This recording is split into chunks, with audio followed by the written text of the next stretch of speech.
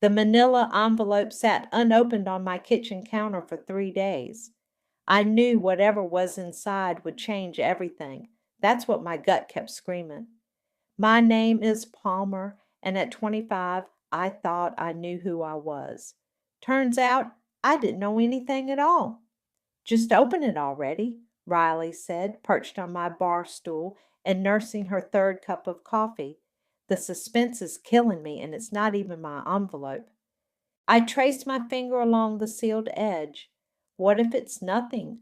What if I'm being dramatic for no reason? Then we'll laugh about it over wine. But you found this while cleaning out your mom's study, in a locked drawer, in a fireproof box. That's not nothing. She was right. I'd been helping Alexandra, my mother, organize her home office when I discovered it. The way she'd reacted when I held it up, you'd think I was wielding a weapon. Her face had gone chalk white, and she'd actually stumbled backward into her desk. Put that back immediately, she demanded, her voice shaking. I hadn't. Taking a deep breath, I ripped open the envelope. Several documents spilled out, but one caught my eye immediately. My birth certificate. Except it wasn't the one I'd seen before. Oh my God, I whispered, my hands trembling. Riley. She was already reading over my shoulder. Holy shit.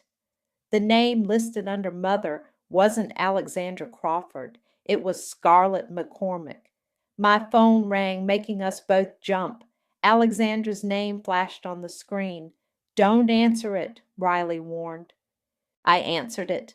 Palmer, I need you to come over right now, Alexandra said, her voice tight with controlled panic. We need to discuss this like adults. Discuss what? How you've been lying to me my entire life? Don't be dramatic. We were going to tell you eventually. Eventually? I laughed, but it came out more like a sob. I'm 25. When exactly was eventually going to be? You're being ungrateful, she snapped. We gave you everything, a beautiful home, the best education, opportunities most people would kill for. And lies. Don't forget all the lies. There was a long pause. When she spoke again, her voice was ice cold. Come over now, or you'll regret it. No, I said, surprising myself with how steady I sounded. I think I'm done following your orders. I hung up and turned to Riley, who was still scanning the documents. There's more, she said quietly. Your biological father is listed as Xander McCormick. The name tickled something in my memory. I grabbed my laptop and typed it into Google. The results made my head spin.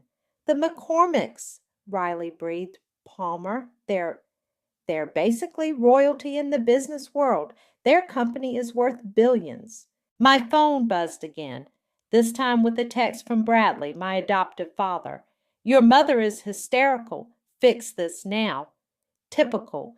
Even now he was making his problems my responsibility. I need to get out of here, I said, standing up so abruptly my chair toppled over. They're going to show up here any minute, and I can't face them right now. Riley was already grabbing her keys. Pack a bag. You can stay with me as long as you need. As I threw clothes into a duffel bag, my hands shook with anger and something else, determination. For years, Alexandra and Bradley had controlled every aspect of my life, from my career choices to my relationships. They'd pushed me into accounting because it was sensible, shot down my dreams of starting my own business because it was risky, and criticized every decision I made that didn't align with their vision. Now I knew why.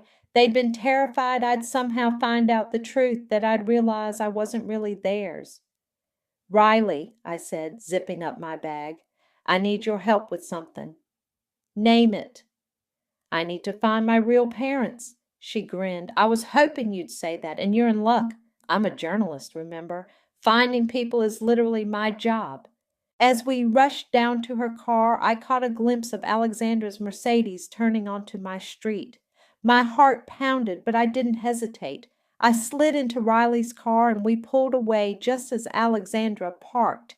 In the rearview mirror, I watched her emerge from her car, designer handbag clutched like a shield. For the first time in my life, she looked small, vulnerable, human, but I didn't feel sorry for her, not anymore. "Where to?" Riley asked, turning onto the main road. I took a deep breath, feeling something unfamiliar bloom in my chest. Freedom. "Anywhere but here. We've got some McCormicks to find." "You're not going to believe this," Riley said, bursting into her apartment's spare bedroom where I'd been camping out for the past week. She waved her laptop like it contained the secrets of the universe. "I found them." I shot up from the bed, nearly knocking over my cold coffee. "What? How?" "Turns out your biological mother, Scarlett, is pretty active on social media. Not personal stuff, mostly business events and charity galas, but—" She turned the screen toward me. "Look familiar?" The woman in the photo could have been me in 20 years. Same honey blonde hair, same green eyes, same slight dimple in her left cheek when she smiled. My heart did a somersault. "There's more," Riley continued, settling beside me. "The McCormicks' main offices are right here in Boston. Their headquarters is that gorgeous glass building on Atlantic Avenue." "The one with the rooftop garden?" I'd walked past it countless times, never knowing. "That's the one. And get this, they're hosting their annual charity gala next weekend. It's a huge event. All the city's elite will be there." I caught her meaning immediately. "No way. We can't just crash." "Who said anything about crashing?" Riley's grin turned mischievous. "I'm covering the event for the paper. I get a +1. My pulse quickened. "Riley." "Come on, Palmer. This is your chance. What's the worst that could happen?" "They could reject me again." The words came out smaller than I intended. Riley's expression softened. "Hey, look at me. You're not that helpless baby anymore. You're a successful, intelligent woman who deserves answers." My phone buzzed. Another text from Alexandra, the 15th this week. "Your father and I are very disappointed in your behavior. This tantrum needs to end." I showed it to Riley, who rolled her eyes. "Still treating you like you're 16, I see." They never stopped. I stood up and started pacing. "You know what? You're right. I'm done letting them control my narrative. Let's do this." The next week passed in a blur of preparations. Riley helped me pick out a dress, elegant but understated, midnight blue with subtle beading. We practiced possible conversation starters, researched the McCormick family business, and developed what Riley called our tactical approach. Finally, the night arrived. Standing outside the gleaming building, I felt my courage wavering. "They're just people," Riley whispered, adjusting my dress strap. "Rich, powerful people, but still just people." We made it through security with Riley's press credentials and emerged into a wonderland of crystal chandeliers and flowing champagne. The rooftop garden had been transformed into an elegant wonderland, with string lights twinkling above meticulously arranged tables. "There," Riley nudged me, "by the fountain." My breath caught. Scarlett McCormick was even more striking in person, commanding attention in a deep red gown as she chatted with a group of admirers. Beside her stood a tall man with silver-streaked dark hair, Xander, my biological father. "I can't do this," I whispered. "Yes, you can, but you might want to move quick. Your sister's heading this way." "My what?" Before Riley could respond, a young woman appeared before us, champagne flute in hand. She looked about my age, with the same green eyes as Scarlett. "You must be new," she said warmly. "I'm Ramona, and you are—" "Palmer," I managed. "I'm here with the press." Ramona's eyes flickered between Riley and me, lingering on my face. Something shifted in her expression. Recognition, maybe? "Palmer," she repeated slowly, "would you like to meet my parents? They love meeting new faces at these events." Riley gave me a subtle push. "Go," she whispered. "I'll be right here."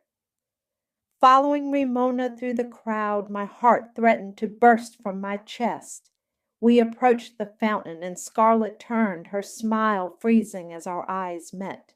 The champagne flute slipped from her hand, shattering on the marble floor. The surrounding conversation stuttered to a halt. "Mom?" Ramona said, concerned. "Are you okay?" But Scarlett was staring at me, one hand pressed to her throat. Xander stepped forward, his face a mixture of shock and something else. "Hope?" "I'm sorry," I started, my carefully prepared speech evaporating. "I shouldn't have come. I found out last week and I needed to." "Palmer?" Scarlett's voice was barely a whisper. I nodded, tears threatening to spill. She moved forward slowly, as if afraid I might disappear. Her hand reached out, hovering near my cheek, but not quite touching.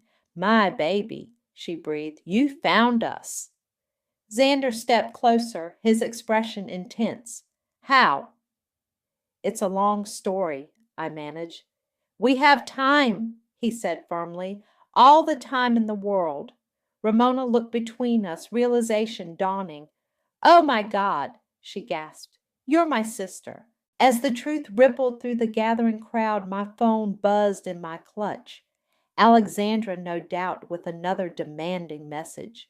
But for the first time in my life, I didn't feel the compulsive need to check it. I was exactly where I needed to be.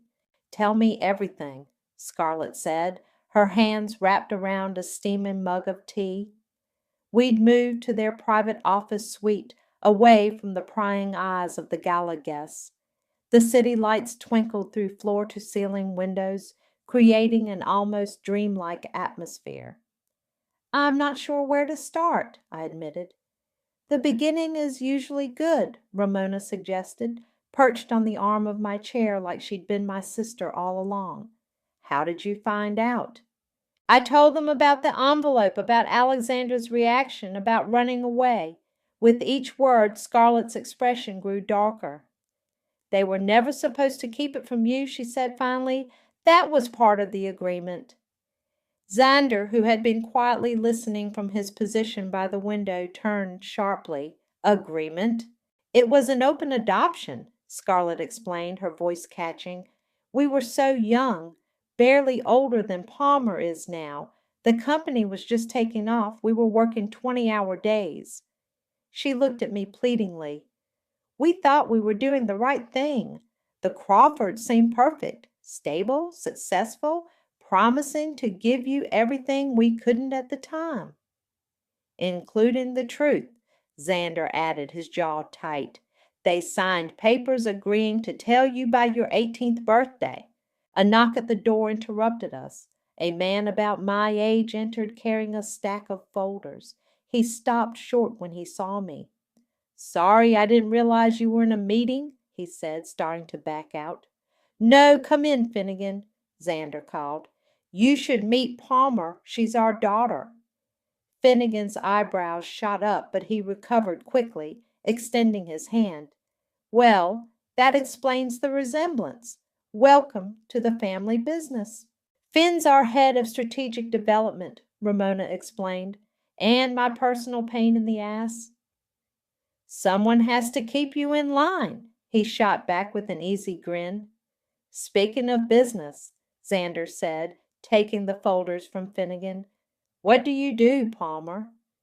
"I'm an accountant," I replied, then quickly added, "but it wasn't my first choice. I wanted to start my own business, but Alexandra and Bradley thought it was too risky." "What kind of business?" Scarlett leaned forward, interested. "Digital marketing and brand development. I have a whole business plan, but—" "Show me," Xander interrupted. "What?" "Your business plan. Show me. Tomorrow morning, 9 a.m. sharp." Ramona squealed. "Dad, are you thinking what I think you're thinking?" He smiled. "We've been looking to expand our digital presence. If Palmer's plan is solid—" "You can't be serious," I stammered. "Why not?" Finnegan asked. "I've seen trust fund kids with far less qualification get bigger opportunities." "But I'm not—" You're a McCormick, Scarlett said firmly. More importantly, you're clearly intelligent and driven. Why shouldn't we invest in your future? My phone buzzed again. Alexandra's 20th call of the night. This time I turned it off completely. I have a better idea, Ramona said suddenly. The penthouse apartment in our building just opened up. It's technically a corporate suite, but she looked at her parents hopefully. Xander nodded. It's yours if you want it, Palmer. You shouldn't have to hide at your friend's place. I can't accept that, I protested. It's too much. Consider it 25 years of missed birthday presents, Scarlett said softly. Tears pricked my eyes. Why are you all being so nice to me? You don't even know me. But we want to, Ramona said, squeezing my shoulder. We've missed so much already. Besides, Finnegan added with a wink, we could use some fresh blood around here. These two are getting predictable. Watch it, Hart, Ramona warned, but she was smiling. Looking around at these people, my family, I felt something shift inside me. This wasn't just about revenge anymore. This was about finding where I belonged. Okay, I said, but I have conditions. Xander raised an eyebrow. Name them. I want to earn my place. No special treatment. And I want to learn everything. Not just about my business plan, but about the company, the industry, all of it. Done, he said immediately. Finnegan can show you the ropes. Think you can handle that, Hart? Finnegan's eyes met mine, challenging and warm at the same time. I think we'll manage. Then it's settled, Scarlett declared, standing up. Welcome home, Palmer. As they showed me around the building that would become my new home, I couldn't help but think about Alexandra and Bradley. They'd tried so hard to keep me small, controllable, grateful. They never imagined I'd find a family that would help me grow instead. Tomorrow I'd show Xander my business plan. Tomorrow I'd start learning how to be a McCormick. But tonight, for the first time in my life, I felt truly, completely free. You're doing it wrong, Finnegan said, leaning against my office door frame. 3 weeks into my new life, and he'd made it his personal mission to challenge everything I thought I knew about business. I'm doing it exactly how you showed me, I protested, gesturing at the market analysis spreadsheet on my screen. He walked over, his cologne carrying hints of cedar and citrus. No, you're doing it how an accountant would do it. Think bigger. He reached over my shoulder and adjusted a few figures. See? Now you're telling a story with the numbers. I studied the changes, understanding dawning. Oh, that's actually brilliant. Don't sound so surprised, he grinned. I occasionally know what I'm talking about. A knock interrupted us. Ramona burst in, waving her phone. We have a situation. What now? I asked, already dreading the answer. Alexandra's outside. She's demanding to see you. My stomach dropped. How did she even know I was here? Apparently she's been watching the building for days, Ramona said. Security just called up. Finnegan straightened. Want me to have them remove her? No, I said, standing up. I need to handle this myself. In the lobby, Alexandra stood out like a sore thumb in her perfectly pressed designer suit, radiating controlled fury. When she saw me emerge from the elevator, her eyes narrowed. So this is where you've been hiding, she said, voice dripping with disdain. Playing pretend with your new family? I'm not playing anything, I replied, keeping my voice steady. I'm working. She laughed, sharp and hollow. Working? In a position you didn't earn? How convenient. Actually, Finnegan's voice came from behind me. Palmer's digital marketing initiative has already increased our social engagement by 40%. She's more than earned her place here. Alexandra's gaze flickered to him, then back to me. And who is this? Another replacement for the family you abandoned? The family I abandoned? I stepped closer, anger finally breaking through. You lied to me my entire life. You controlled every decision I made. You never once asked what I wanted. We gave you everything. You gave me a cage, I shot back. A beautiful gilded cage, but a cage nonetheless.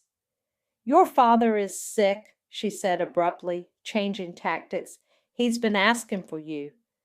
My heart stuttered, but Finnegan's steady presence behind me gave me strength. Is he really sick, or is this another manipulation? Her silence was answer enough. That's what I thought. I took a deep breath.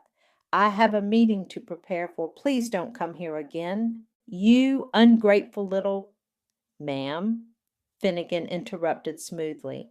I believe my colleague asked you to leave. Shall I call security to escort you out? Alexandra's face flushed red. This isn't over, Palmer. When this fantasy falls apart, don't come crawling back to us. She turned on her heel and stormed out. I waited until the doors closed behind her before letting out a shaky breath. You okay? Finnegan asked softly. No, I admitted, but I will be. Thank you for backing me up. Always. He hesitated, then added, You know, there's a strategy meeting in 10 minutes. Nothing clears the head like watching Ramona and Xander argue about profit margins. I laughed despite myself. Is that your professional advice? That and maybe drinks after work? You look like you could use one. Something warm fluttered in my chest. Are you asking as my mentor or... Let's find out over that drink. He smiled. The strategy meeting proved to be exactly the distraction I needed. Watching my biological father and sister debate business strategy, with Scarlett occasionally mediating, felt surprisingly natural. When I offered a suggestion about digital integration, Xander's proud smile made my earlier confrontation with Alexandra fade into background noise. Palmer, Scarlett caught me after the meeting. A moment? She led me to her office, where she pulled out a small velvet box. I've been waiting for the right moment to give you this. It belonged to my grandmother, your great-grandmother. Inside was a delicate silver locket. When I opened it, I found a tiny photograph of a woman who shared our green eyes. I know Alexandra's visit must have been difficult, Scarlett said gently, but I want you to know that you belong here. You always have. Tears pricked my eyes as she fastened the locket around my neck. Thank you. Now, she smiled, I believe I saw Finnegan hovering by your office earlier. Anything you want to tell me? I blushed. We're just getting drinks after work. Mm-hmm. Her knowing smile made me laugh. Well, he's one of the good ones. Just don't let him distract you from crushing that presentation tomorrow. Walking back to my office, the locket warm against my skin, I realized something. Alexandra's visit hadn't broken me. If anything, it had made me stronger. I wasn't just surviving in this new world, I was thriving, and I was just getting started. You need to see this. Riley burst into my office, her laptop clutched to her chest. 2 months had passed since Alexandra's confrontation, and life had fallen into a comfortable rhythm. What's wrong? I asked, looking up from the presentation I was finalizing. She placed her laptop in front of me. On the screen was a social media post from Alexandra. The truth about ungrateful adopted children and the pain they cause. My story coming soon. My blood ran cold. She wouldn't. She's already started. Riley scrolled down. Look at the comments. She's been dropping hints about a tell-all interview with some local news station. Everything okay in here? Finnegan appeared in the doorway, his expression shifting from casual to concerned when he saw our faces. I turned the laptop toward him. His jaw tightened as he read. Have you told Scarlett and Xander? Not yet, I said. I was hoping it would just go away. Palmer! He moved behind my desk, resting his hands on my shoulders. After our drinks that night, we'd grown closer, though we were trying to keep things professional at work. You can't hide this from them. Hide what from whom? Ramona walked in, then immediately sensed the tension. Oh God, what happened now? Before I could answer, my phone rang. Bradley's number flashed on the screen. Speaker, Riley demanded. We need to hear this. I answered. Hello? Your mother is very upset, Bradley's voice filled the room. She's planning to go public with everything. How you abandoned us, how you manipulated your way into the McCormicks' lives. That's not what happened, and you know it. What I know is that we raised you, sacrificed for you, and this is how you repay us? By running off to play princess in a corporate tower? Finnegan's hands tightened on my shoulders. Ramona looked ready to snatch the phone and throw it out the window. I'm not playing anything, I said firmly. I'm building a career, a life, something you and Alexandra never let me do. We protected you. You controlled me. There's a difference. Well, his voice turned cold. Let's see how your new family feels when Alexandra reveals what kind of person you really are. The tantrums, the defiance, the straight A's, I interrupted, the unpaid overtime at your firm, the dreams I gave up to make you happy.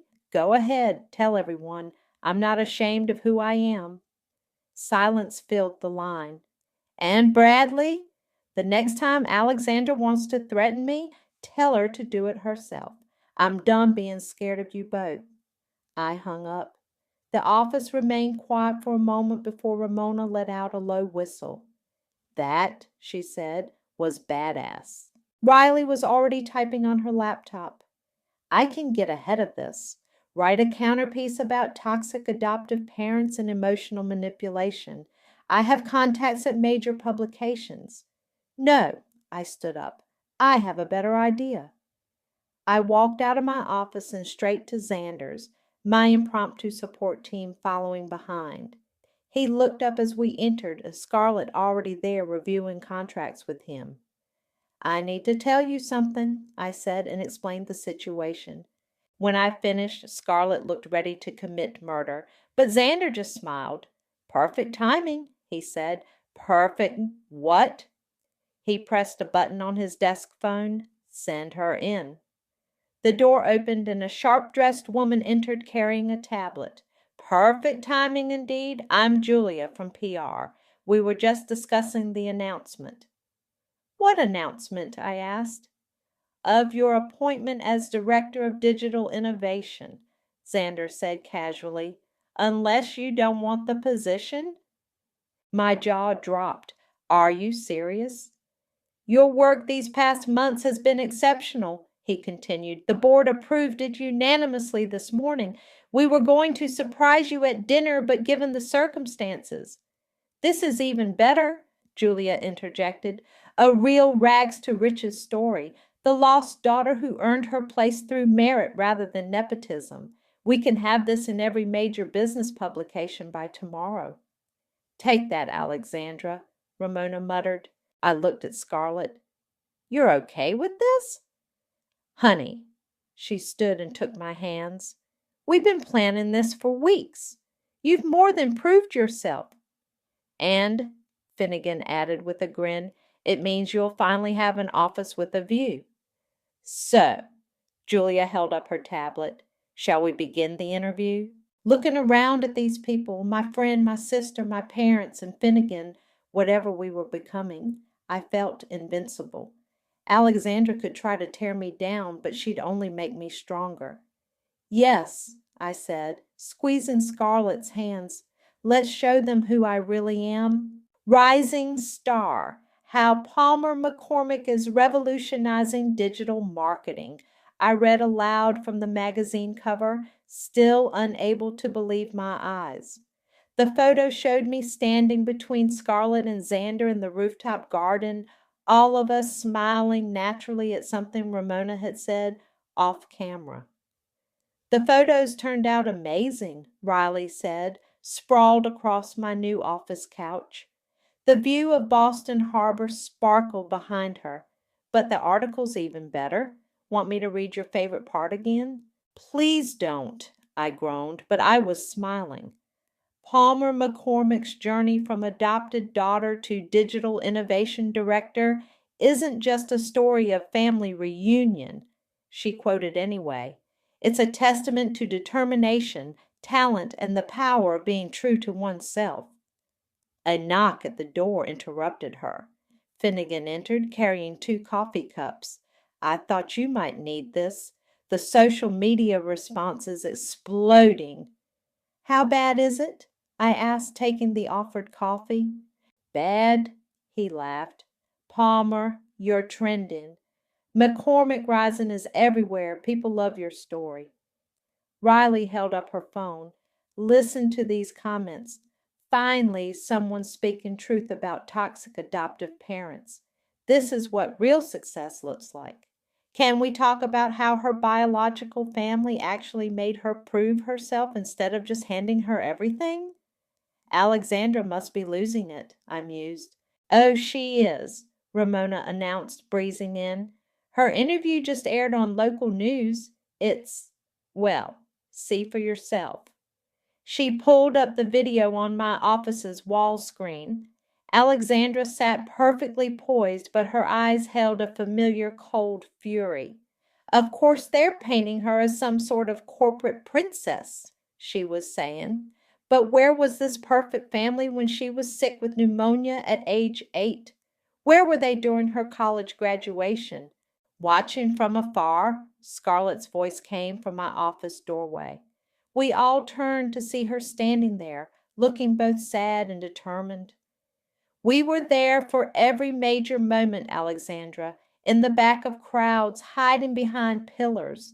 We respected the agreement, even when it broke our hearts. Mom, I whispered, shocked. She smiled softly. Did you really think we could stay away completely? Xander has photos from your high school graduation hidden in his desk drawer. Speaking of Xander, Finnegan cut in, checking his phone. He wants us all in the conference room, something about damage control. But when we arrived, Xander wasn't alone. A familiar face sat beside him. Bradley. What is he doing here? I demanded, instinctively stepping back. Finnegan's hand found the small of my back, steadying me. Hear him out, Xander said calmly. Please. Bradley looked older somehow, more worn. Alexandra's lost control, he said without preamble. She's making accusations about financial misconduct, about how you supposedly stole client information from our firm. That's ridiculous, I snapped. I know, he interrupted. I know that, and I can't watch her destroy you like this. Ramona crossed her arms. Why do you care now? Because I was wrong, Bradley said simply. We were wrong. We thought we were protecting you, Palmer, but we were just protecting ourselves, our image, our control. So what are you suggesting? Scarlett asked, her tone carefully neutral. I want to go on record, tell the truth about how we handled the adoption, about the agreement we broke, about how we suppressed Palmer's ambitions because we were afraid of losing her. Silence fell over the conference room. Why should I trust you? I finally asked. You shouldn't, he admitted, but I'm trying to do the right thing, finally. It would be powerful, Julia mused from her corner. The adoptive father choosing truth over pride. It would completely neutralize Alexandra's claims. And destroy her in the process, I realized. She's trying to destroy you first, Riley pointed out. I looked at Bradley, really looked at him. Behind the expensive suit and practiced posture, I saw something I'd never noticed before, regret. Okay, I said, but on one condition. Name it. After this, we're done. No more manipulation, no more guilt trips. You and Alexandra let me go completely. He nodded slowly. You've already gone, haven't you? You found where you belong. Yes, I said, looking around at my real family. I have. Then let's end this properly, he said, pulling out a folder. I brought proof of everything. The original adoption agreement, the letters from Scarlett that we hid, everything. As Julia began prepping Bradley for his statement, Finnegan pulled me aside. You okay? He asked softly. Actually, yes, I realized. For the first time, I feel like I'm not just reacting to them. I'm choosing my own path. He smiled, tucking a strand of hair behind my ear. Want to celebrate that choice over dinner tonight? Are you asking me on a real date this time, Finnegan Hart? Depends, he grinned. Are you saying yes? Before I could answer, Ramona called out, Stop flirting and get back here. We've got a story to tell. Looking at Bradley's bowed head and my biological family's protective stances, I realized this wasn't just about revenge anymore. This was about truth, healing, and finally being free to write my own story. The door to my office crashed open, making me jump. Alexandra stood there, her perfectly maintained facade cracking at the edges. The magazine with Bradley's tell-all interview lay crumpled in her fist. How dare you, she hissed. How dare you turn him against me? I stood slowly, grateful for the solid desk between us. I didn't turn anyone against you. Bradley chose to tell the truth. The truth? She laughed hysterically. The truth is that we gave you everything and you betrayed us. Is everything okay in here? Finnegan appeared in the doorway, his casual tone belied by the tension in his shoulders. This is a private conversation, Alexandra snapped. Not in my office, it's not, I said firmly. You lost the right to private conversations when you tried to destroy my reputation. She slammed the magazine on my desk. You destroyed our family.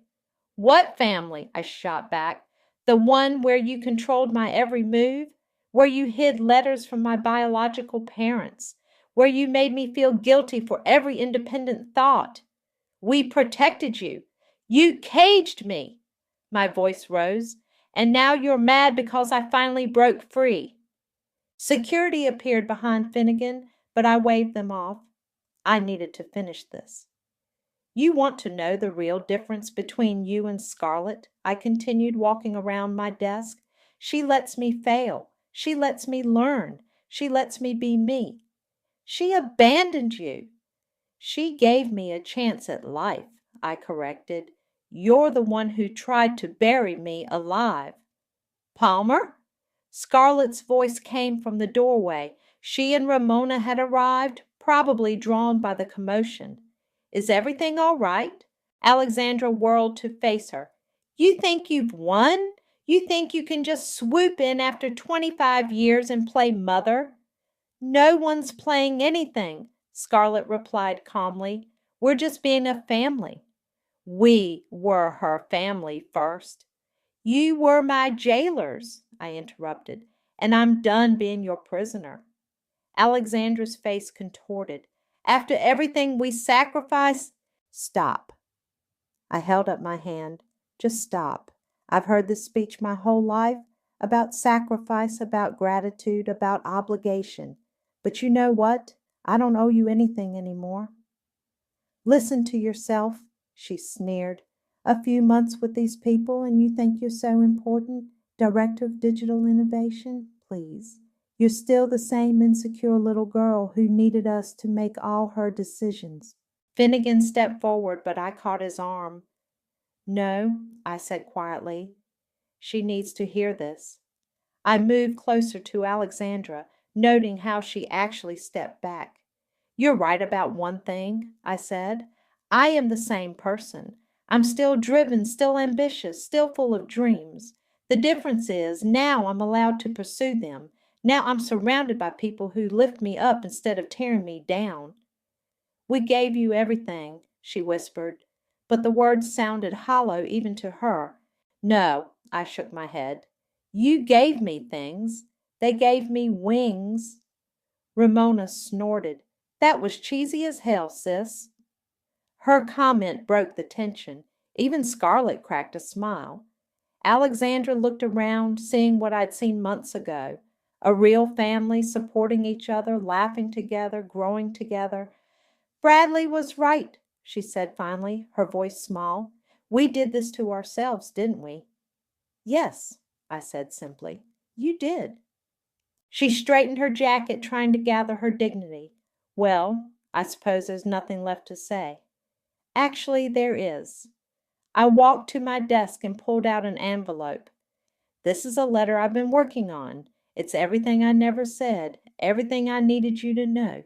Read it or don't, that's your choice. But it's the last thing you'll ever get from me. She took the envelope with trembling hands. Security will escort you out, I added. Please don't come back.